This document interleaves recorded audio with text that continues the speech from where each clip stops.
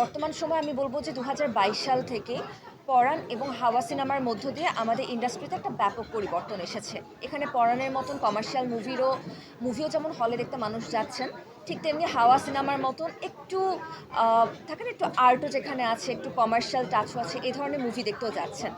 এই বছর এসে কিন্তু হলে একদম ভিন্ন ভিন্ন ধারার বিভিন্ন চলচ্চিত্র গিয়েছে। কাজল রেখার মতন একদম পৌরাণিক ময়মনসিংহ গীতিকার থেকে তুলে আনা কাহিনী, যেটা অ্যাকচুয়ালি আমাদের দেশের ঐতিহ্য বা কালচারের একটা অংশ তুলে ধরে, এরকম একটা কাজও আমরা পেয়েছি।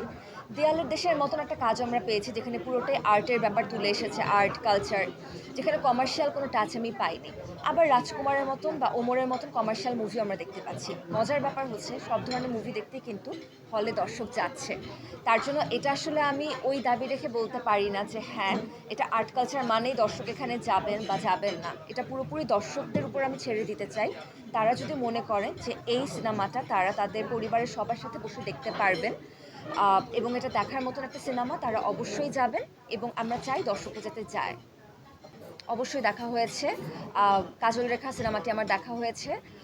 ওমর আর দেয়ালের দেশে আমি দেখতে চাচ্ছিলাম, কিন্তু খুবই খারাপ লাগলো আমার যে মাস ফুরোবার আগেই সিনেমা হল থেকে সরিয়ে নেওয়া হয়েছে। আমি জানি না এটার পেছনের কারণ কি, কিন্তু এটা আসলে খুবই দুঃখজনক। কারণ হলে যদি একটু কম মানুষ যায় তখনই হল থেকে সিনেমাটা সরিয়ে নেওয়া, আমি জানি না এটা আসলে কতটা লাভজনক হল কর্তৃপক্ষদের কাছে।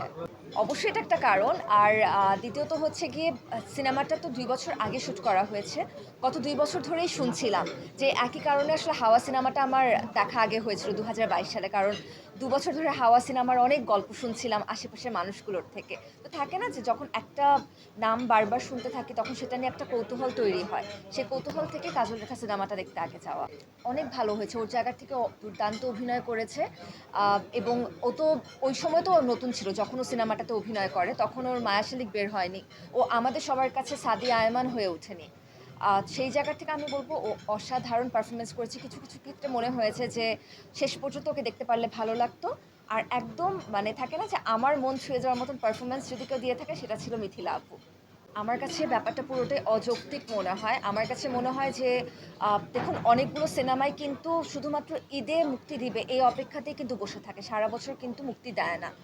তো আমার কাছে মনে হয় যে অ্যাটলিস্ট এটা হল কর্তৃপক্ষদের কাছে আসলে এই অনুরোধটা থাকবে, তারা যাতে পূর্ণাঙ্গ ১ মাস সিনেমা চলুক না চলুক, দর্শক আসুক না আসুক, তাও যাতে হলে রাখে।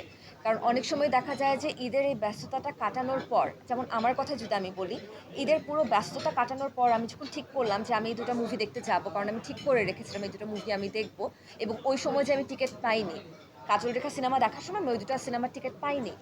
পরে যখন আমি দেখতে চাইলাম, আনফর্চুনেটলি তখন হলে সিনেমাই নেই, টিকিট তো দূরের কথা।